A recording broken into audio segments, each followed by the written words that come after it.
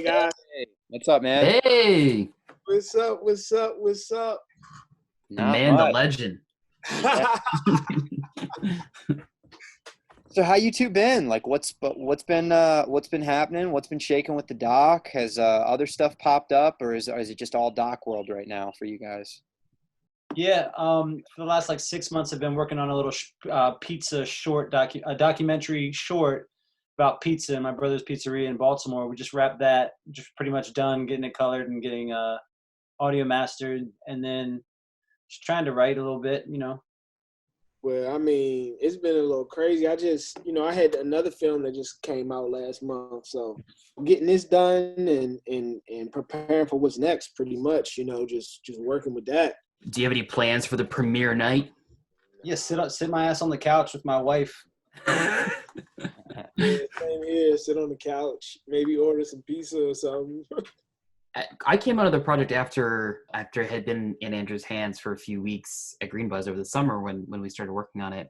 And one of the things I was never really kind of clear on was the story of all of this in terms of like, how did it all get started? And then like how you guys joined forces and then like all the way to getting it to Showtime. Like if you guys could do that, I think that would be kind of a really cool story to hear in terms of people who are aspiring filmmakers who listen to this or others. Me and John, he started working on it in 2017. I started working on mine at the same time, but we didn't know it. And then somebody told him about what I was doing. I heard about what he was doing, and then we just met up. For sure. Jimmy put like a sizzle out for what he was doing on Facebook, and my buddy hipped me to it. He was like, look at it. What he said is, hey, is this your project? And I looked at it and I was like, hell no, this is not my project. Who is this dude? But I watched it and I was like, wow, this is really put together. And this guy has a vision very similar to mine. And after I met him, it was like, wow, this guy is a guy from PG County. This guy is an athlete. This guy played basketball and he's a filmmaker and he's been shooting. And it's like, there's two ways that this could go. One, it could be confrontational, could stall projects, things could get in the way of the creativity of everything. Or the other way is that we could just join forces and make the best kind of project we could.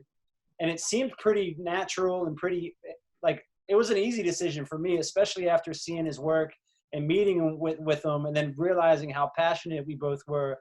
Hell yeah.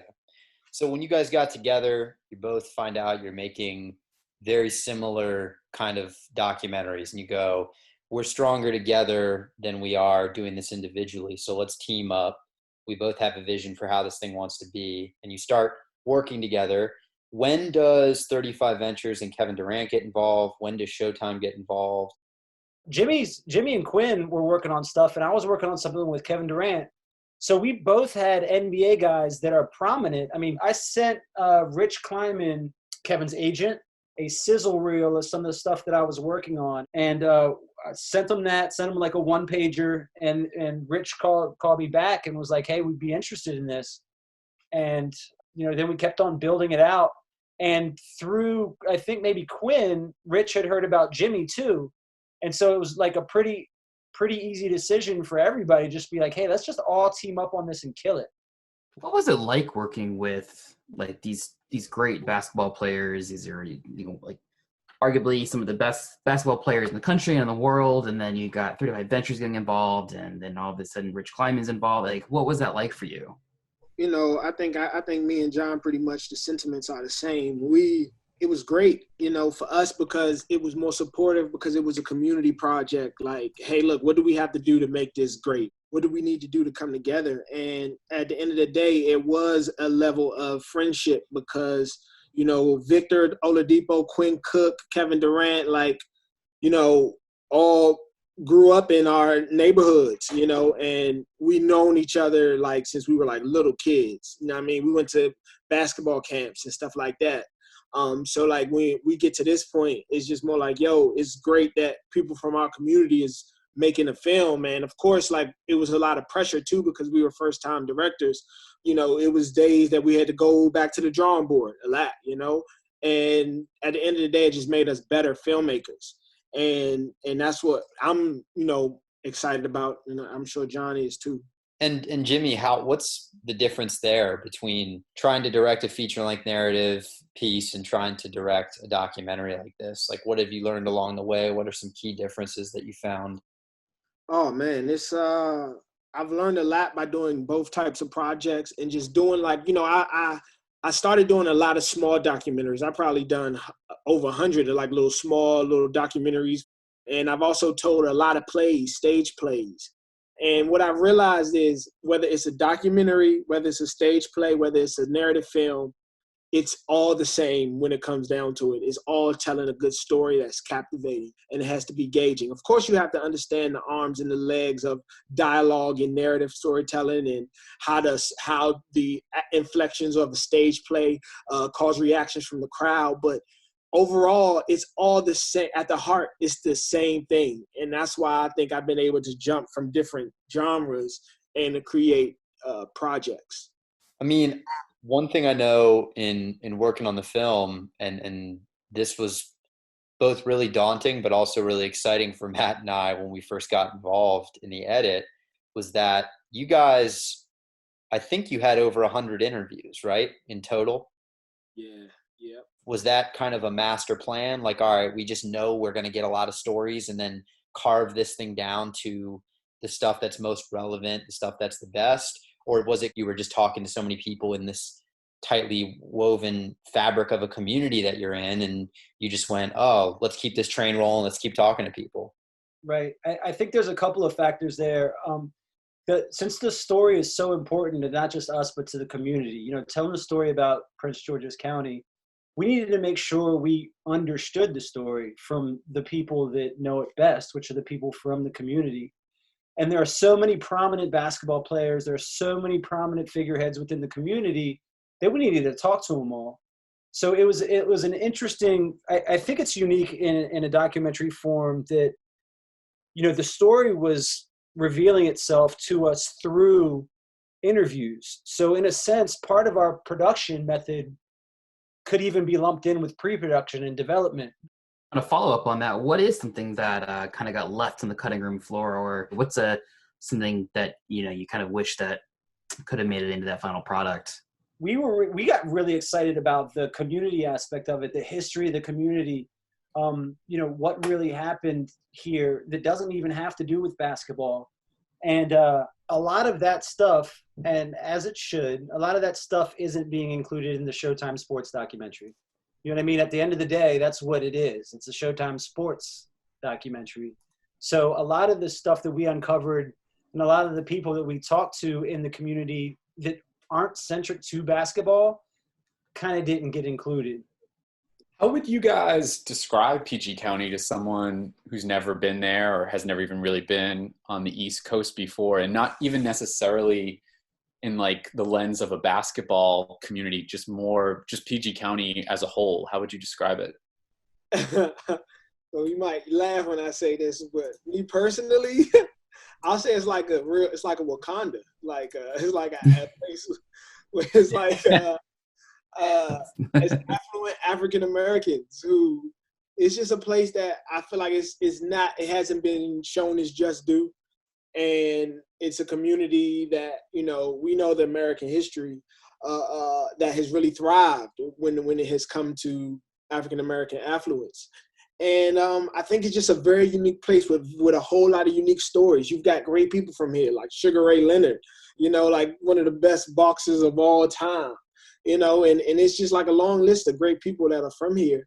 And when people look at how Harlem was during the Harlem Renaissance, I think it's a comparison to that. It's a unique county, and I think everybody should come visit. I know that Jimmy and I have talked about this, when we would go out of town and whenever we would play pickup basketball, we would find ourselves being like one of the best players in the gym, if not the best player in the gym. But when we're back here at home,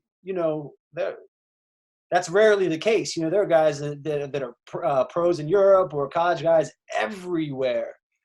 So that's one of the things that kind of started this, that got this idea cranking out.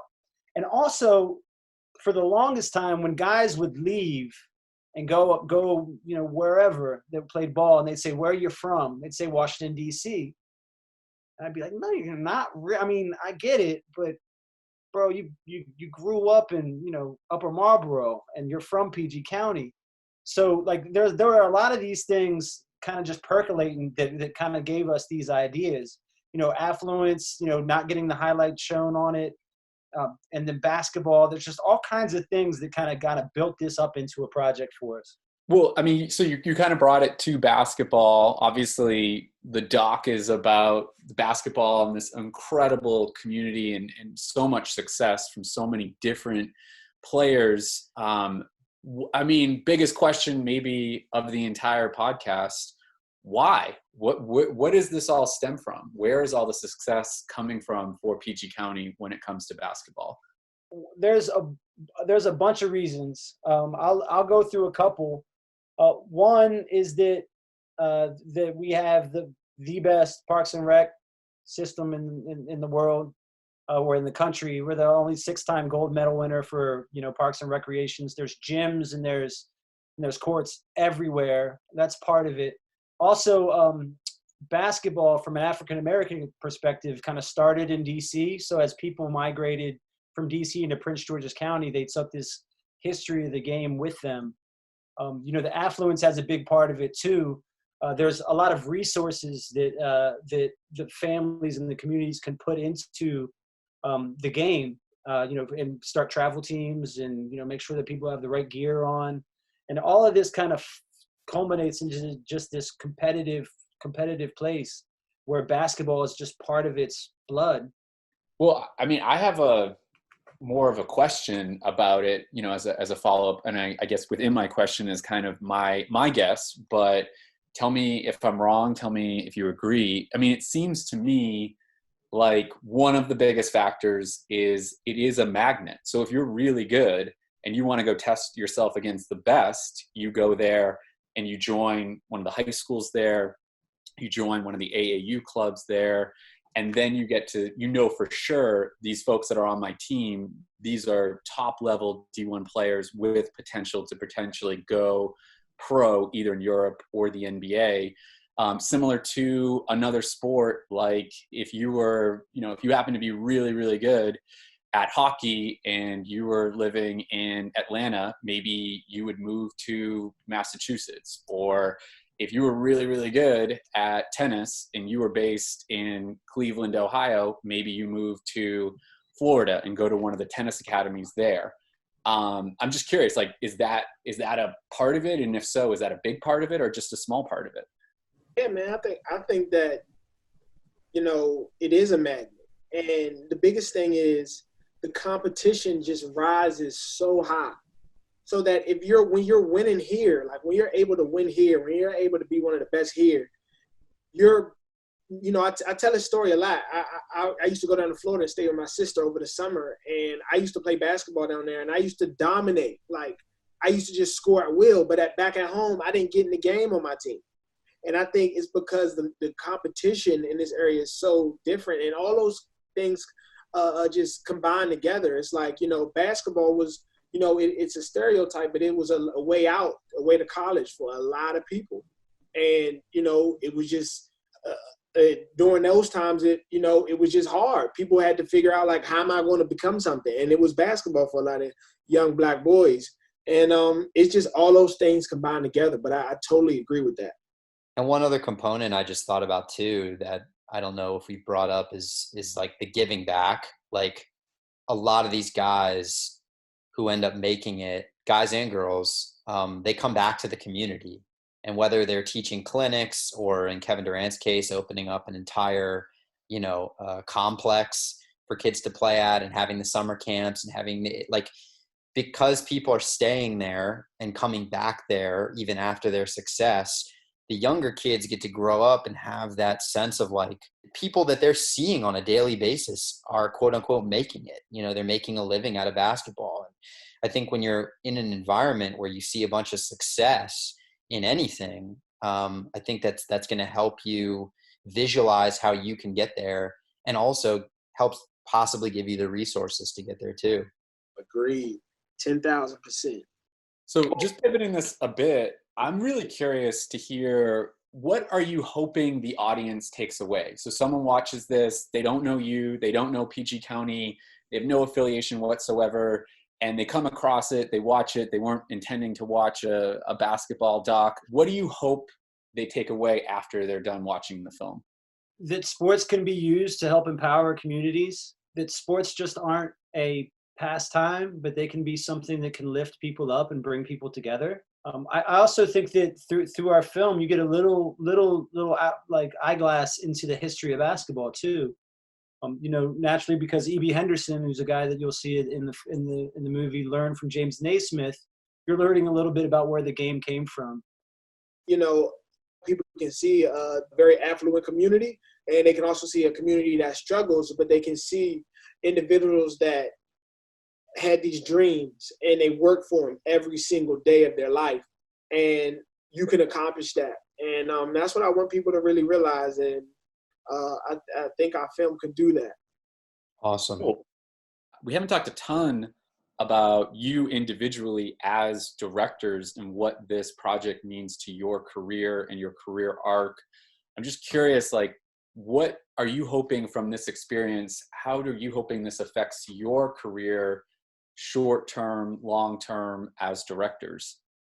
Well, I just think, I think I'm thankful and I'm grateful that I'm able to have a project on television. First and foremost, it's just, I think more than anything, it is a great opportunity, and it also is a great resume builder, because last month I had a project on TV One, and on this month of May, I'm having a project on Showtime, and I'm just happy to be able to get into my career now, so as I'm going into my 30s, I'm 29, next year I'll be 30, I'll be able to have some credits where, like, look, I can accomplish, I know I can accomplish a film. Like, I know it's possible.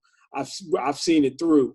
So, like, it's just, and I also think it just gives you a little more credibility when you are in those discussions with those investors. It's much easier now to talk to people with money about films, because a lot of people like to invest in films. So it's just like, I can have those conversations, and I'm excited that I'm moving in that direction, but just still want to get better. Just keep getting better. Yeah, this project has been a giant learning experience for me. It's made me realize that, it's something that I should just continue to do. It's also just taught me so much about the kind of director that I want to be. This has made me realize that I can take an idea and see it through to the end, and then I'm going to continue to do it, and I'm going to get better at it, and hopefully going to continue to see things through to the end. Cool. You guys mentioned you didn't know each other going into this process. Now you have worked together on a feature-length doc. Do you see yourselves working together again in some capacity, whether it be co-directing or just working on each other's films in some way? Yeah, I mean, I see us for sure, for the right project. I could see us co-directing again for sure. Specifically, like around sports. So, I mean, I would love to work with Jimmy again. Jimmy, will you work with me in the future if the right situation shakes out? I would never work with John Beckham again in my life. He was You have it. You heard it here, folks. Well, at least we cleared something up today. I can kind of reshape my my future. Okay, that's good. It's good that we're accomplishing things. No, I think that, like, it's without a doubt. Like, so, what happened with me and John was we met and just got really close. And it's like a brother to me now. So, like, whether we directed or not, like, he's always somebody that has a spot. So, whether I'm producing, whether he producing, whether he helping write, whether he directing or whatever, it's going to be a process that we'll definitely work together on. So I'm excited for what we got coming up. We've already touched on a few things we're going to throw in the boiling pot. So I'm excited for what can happen. I mean, when you look ahead at the next projects you're going to go into, do you think you will primarily focus in on sports content, or do you think you'll really get far away from it? Like, I guess just if it was up to you, where would you end up, in some of your future projects? Wherever the story kind of takes. So, well, I know you need a story, and I know you need access. Those are two things that you need for sure. And luckily with this one, we had it. You know, we had a story and we had the access. So if there's a sports story that we can come up with, it's unique, and then whatever that is about provides us access to get what we need to show it, then sure. But those two things aren't super easy to come by. So wherever you can get the story and you can get the access, I think is what's going to lead to the next projects. Yeah, I mean, the access you guys had was tremendous, and definitely translated into being able to really tell the whole story.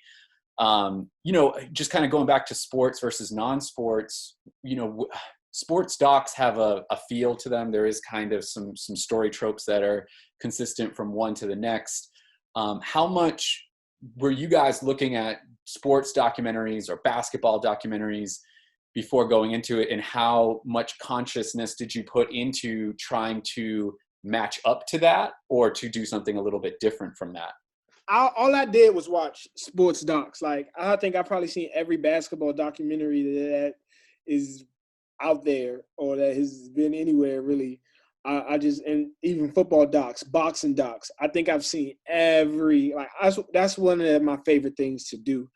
And I wouldn't say we were trying to be like any other docs, because I really haven't seen a doc like ours, in a sense, about basketball. I've seen a few things that are a little similar, but not really like ours. So, you know, it was a different type of a story. It was a community story, but I just wanted our film to have an identity and to have something that people can remember. And like I said, it's not a whole series. It's just like our film, but I wanted to have an identity. I want people to talk about it, and that's what I'm mostly interested in. Yeah, I agree. I think that it's an ambitious film. There's not a lot that we can point to kind of be our North Star. You know, a lot of sports, and I love sports documentaries too. I love them. But typically what you're going to have is a subject that you're following around, or, you know, maybe a team, or like somebody something in the Olympics. But there's a little bit of ambiguity to what we were trying to do that made it challenging to make, but hopefully is going to make it unique. Yeah, and going back to, you know, something you said earlier, you were talking about how you each had your own strengths. You brought something different to the table. What were those? Like, where, John, do you excel? Jimmy, where do you excel? And how does that complement each other? So I will show up to the meeting on time. Jimmy. So Jim, I think that Jimmy's experience with sports documentaries and sports and being really on the ground floor was experience that, you know, that we really needed. Like, I played basketball in high school, but that was back in the late 90s. I'm dating myself a little bit, but, you know, our movie's really focused on Jimmy's generation, and he's a really good storyteller, and he's so much of a go-getter. He'll go out and get things done really, really quickly, and he's a figurehead in the community as well. These are all things that he's much stronger in than I am. And on the other side of it, Jimmy's very organized, but it's like I get very OCD with getting things organized, getting the paperwork all together, making sure that things line up and make logical sense. And I think we kind of counterbalanced ourselves with that. Jimmy, do you agree? 1,000%. That he just, like, you know, John is really talented. You know, John just is a logical person. Like, this doesn't make sense in the movie. This doesn't make sense in the story. And he knows how to think through those things. And he knows, even he has a good eye. He has a way to seeing things with the camera. And then overall, he's a phenomenal producer. Like, man, when I say, like, the producing, like, he just kills at everything. It's nothing that, like, I have to worry about or he has to worry about, because he's on everything. Like, nah, we got this is this, that.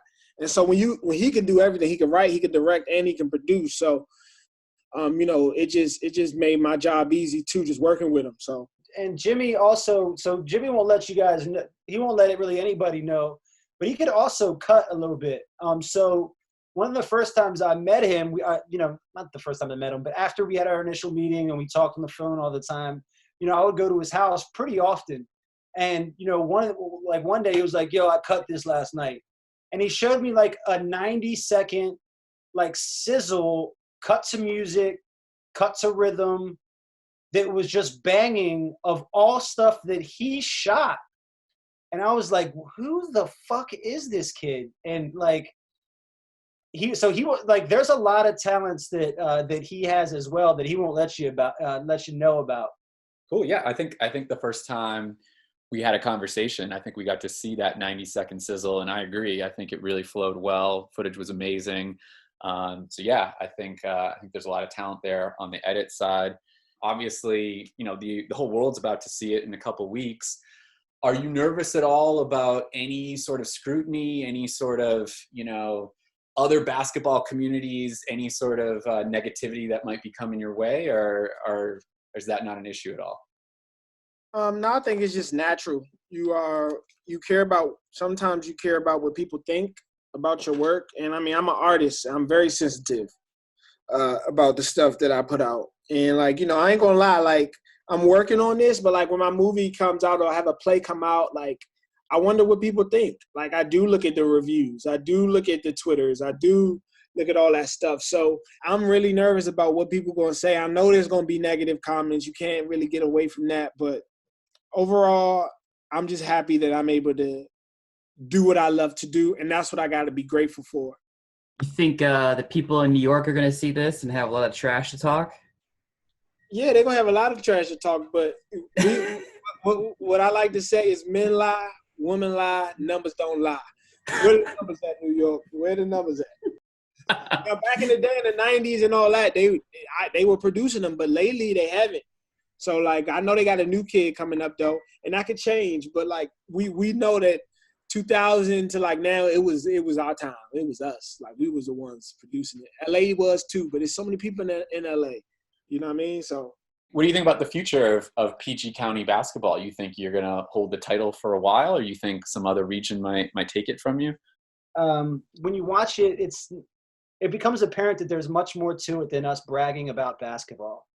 We're telling a story about how a community used the sport to overcome all kinds of systemic issues, how a community used the sport to come together. And through that, you'll see stories of some pretty amazing people, some tragic events. The movie isn't just this like highlight reel. In fact, it's far from it.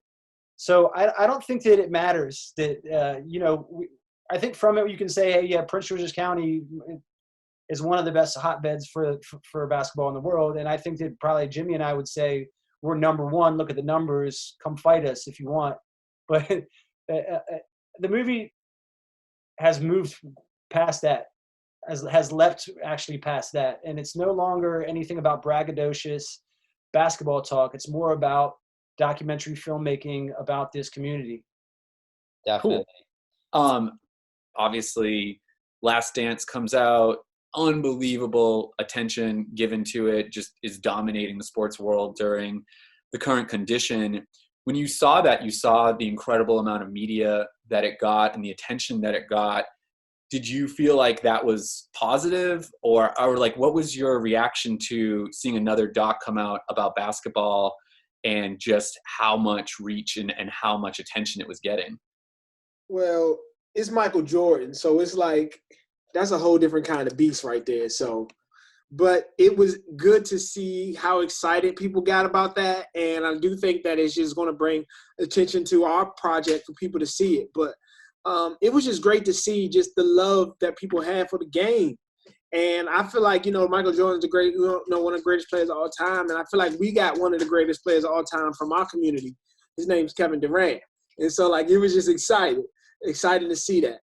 Yeah, I mean, I'm just like everybody else. I'm sitting my ass on the couch if I'm not, editing or writing. So I was excited. I'm super excited.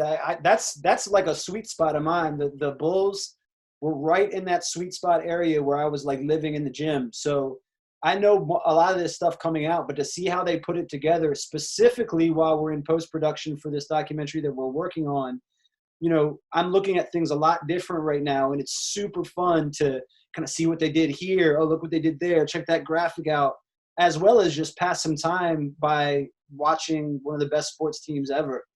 So I have one last question as we're closing up here. Going off of like this great energy you two have, I want to kind of know about the competitive nature between the two of you in terms of basketball. So 1v1 on the blacktop, who takes the game? That's unfair. So, I'd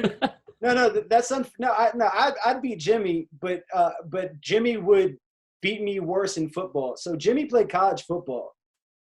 So he's a football player. I mean, he played just like everybody around here. He played basketball too, but like all I did was hoop. You know, I was not built for football.